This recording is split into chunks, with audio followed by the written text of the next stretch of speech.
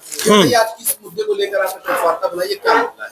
देखिए, गोरखपुर विश्वविद्यालय का एक होनहार विद्यार्थी आयुष मिश्रा, जो ओवरऑल सभी पेपरों में 78% नंबर पाया है, उसको एक पेपर में साजिश करके क्लासिकल मैकेनिक्स में रिटन में 75 में 34 नंबर दिया और इंटरनल परीक्षक ने 25 में 1 नंबर दिया।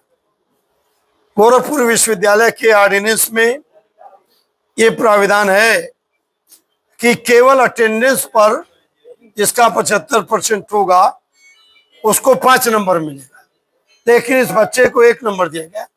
इस बच्चे के भविष्य को बर्बाद करने की सुविचारित आपराधिक साजिश थी।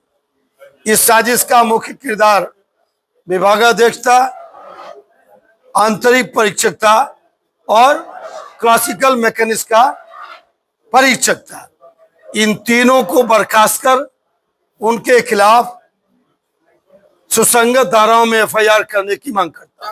मामला क्या हुआ था इसमें? उसके पिता की मृत्यु भी हुई है। उसके वो जब आया मेरे पास वो लड़का आया था 28 तारीख को, 28/8 को आया और मैंने तुरंत वाइस चांसलर को पत्र लिखा, उन्हें फोन किया और बताया कि इसके साथ अन्याय हुआ है।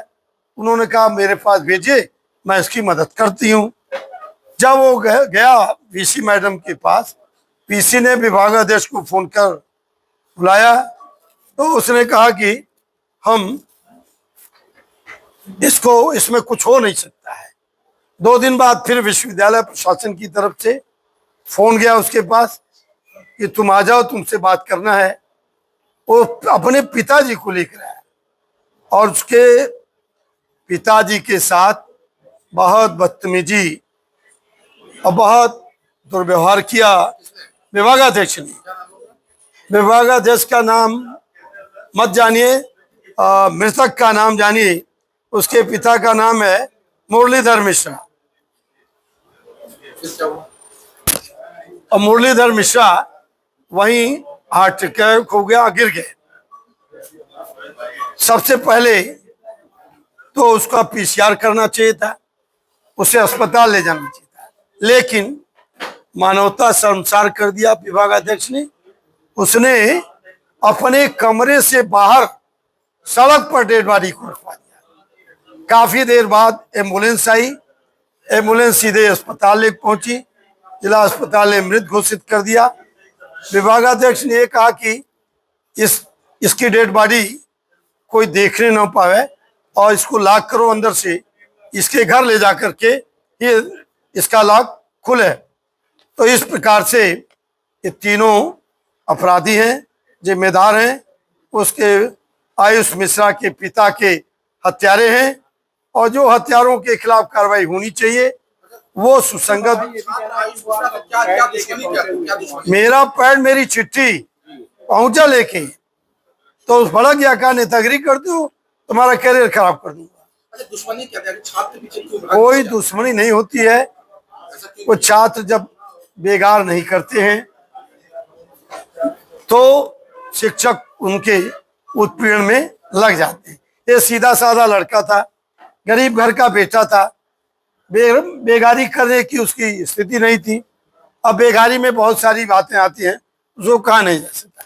जो विभागाध्यक्ष है, अब इसकी नियुक्ति फर्जी है।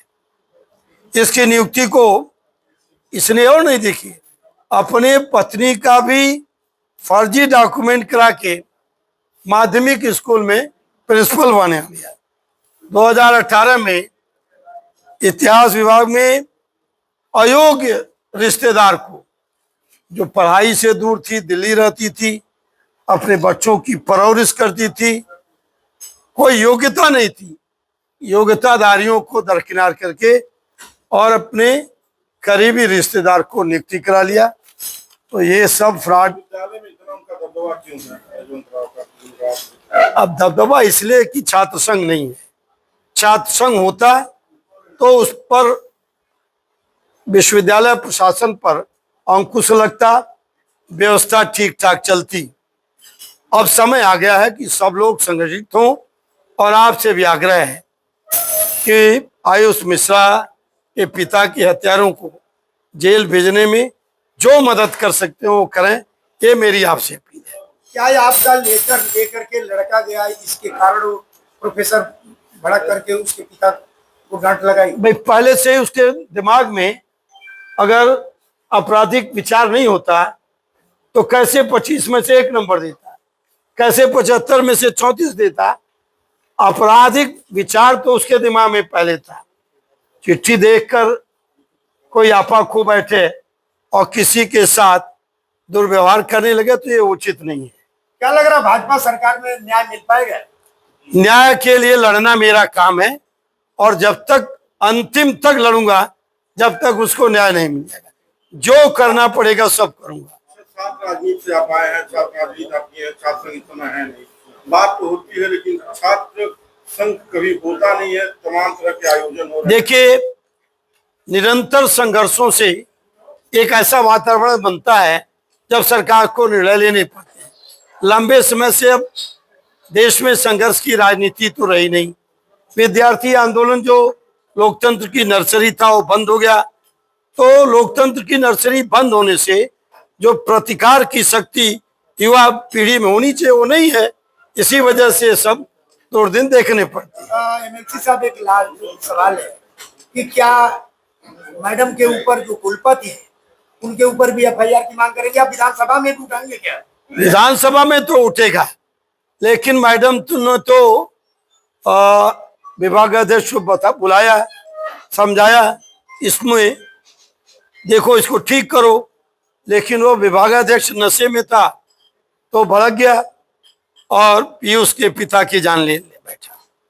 इसलिए इस अमानवीय क्रूर हत्यारों को जेल जाना चाहिए। अगर आप मांग कर रहे हैं, उस मांग पर गंभीरता से विचार नहीं किया जाता तो अगला कदम आपके नेतृत्व में, आपके मार्गदर्शन में महात्मा गांधी की प्रतिमा के नीचे आप सबको बुलाऊंगा, धरने बैठूंगा, शांतिपूर्ण जुलूस निकालूंगा, सदन खुलेगा तो सदन में उठाऊंगा। आयुष मिश्रा को न्याय मिलना चाहिए। कोई विद्यार्थी परीक्षा में बैठ नहीं सकता, इसका मतलब है कि वो 5 नंबर तो उसको बेसिकली मिलना चाहिए।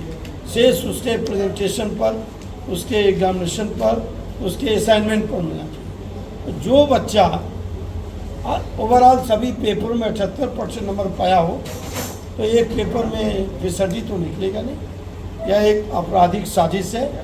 इस साजिश का मुख्य साजिशकर्ता विभागाध्यक्ष, इंटरनल परीक्षक और क्लासिकल मैकेनिक्स के परीक्षक हैं। इन तीनों को बर्खास्त करने जेल भेजा जाए और इन 2 क्लासिकल मैकेनिक्स और इंटरनल की परीक्षा, पुनर्परीक्षा कराकर इस बच्चे का जीवन बचाया जाए।